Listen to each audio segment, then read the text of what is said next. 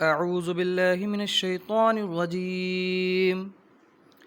بسم الله الرحمن الرحيم. يا أيها المزمل قم الليل إلا قليلا نصفه أو انقص منه قليلا أو زد عليه ورتل القرآن ترتيلا إنا سنلقي عليك قولا ثقيلا إن ناشئة الليل هي أشد وطئا وأقوم قيلا إن لك في النحار سبحا طويلا واذكر اسم ربك وتبتل إليه تبتيلا رب المشرق والمغرب لا إله إلا هو فاتخذه وكيلا واصبر على ما يقولون واحجرهم حجرا جميلا وذرني والمكذبين أولي النعمة ومهلهم قليلا إن لدينا أنقالا وجحيما وطعاما ذا غصة وعذابا أليما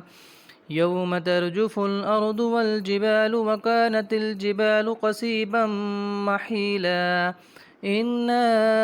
أرسلنا إليكم رسولا شاهدا عليكم كما أرسلنا إلى فرعون رسولا فعصى فرعون الرسول فأخذناه أخذا وبيلا فكيف تتقون إن كفرتم يوما يجعل الولدان شيبا السماء منفطر به كان وعده مفعولا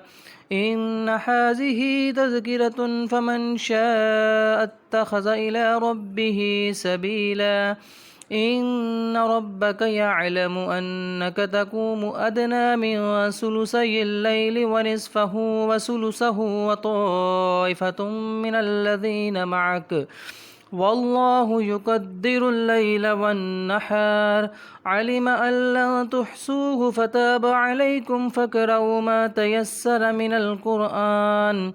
علم أن سيكون منكم مرضى وآخرون يضربون في الأرض يبتغون من فضل الله وآخرون يقاتلون في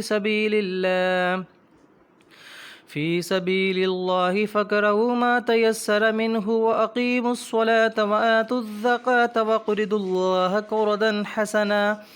وما تقدموا لأنفسكم من خير تجدوه عند الله هو خيرا وأعظم أجرا